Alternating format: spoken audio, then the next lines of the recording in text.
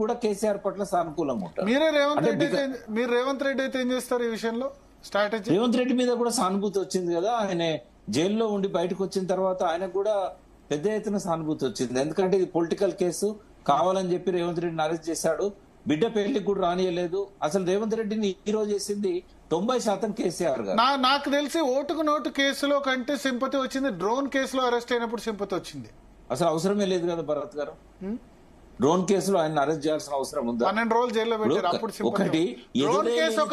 Drone case ఒకటి, రెండోది Kodangal election ముందు ఇంట్లో బెడ్రూమ్ కి వెళ్ళి అరెస్ట్ చేశారు కదా. నేను ఒక మాట చెప్తా, ఎదురే లేని తెలంగాణలో ఒక వెంపలి చెట్టును మర్రి వృక్షం చేశారు వీళ్ళు.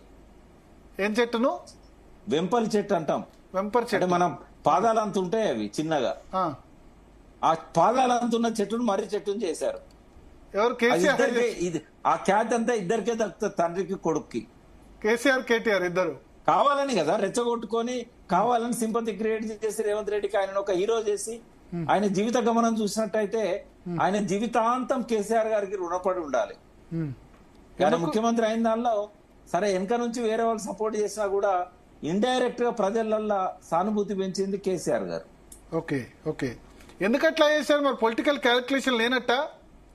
అంటే మనకెదురు లేదనే ఒక ఆ గర్వం ఉంటుంది కదా, ఆ గర్వం ఇవాళ ఆ స్థాయికి తీసుకెళ్ళింది. ఓకే, సో అప్పుడు ఇప్పుడు మీరనే డ్రోన్ కేసు అయినా లేకపోతే ఆ ఇంట్లో బెడ్రూమ్ లోకి వెళ్ళి ఎలక్షన్ సందర్భంగా కొడంగల్ అరెస్ట్ చేసింది ఆయన, అంటే ఏ అరెస్ట్ అయినా కూడా అరెస్ట్ అయిన వాళ్ళ పట్ల సింపతి వస్తుంది. భారతదేశంలో కొద్దిగా హీరో వర్షిపింగ్ అనేది ఉంది. రాముడు కృష్ణుడు ఆరాధించబడే సమాజం మనది. కాబట్టి ఎవరిని కొద్దిగా టాప్ లెవెల్లో ఉన్న వాళ్ళని అరెస్ట్ చేసినా కూడా ఒకవేళ అతను నిజంగానే నేరం చేసినా అయ్యో పాపం అంటారు తప్ప వాళ్ళ మీద వ్యతిరేకత రాదు. ఇంకా వీళ్ళు భరించలేని ఎత్తుకు ఎదిగిపోయాడు రేవంత్ రెడ్డి. మీరు రేవంత్ రెడ్డి పొజిషన్ లో ఉంటే ఏం చేస్తారు? వాళ్ళ కేసీఆర్ ను అరెస్ట్ చేస్తారా లేదా వదిలేస్తారా?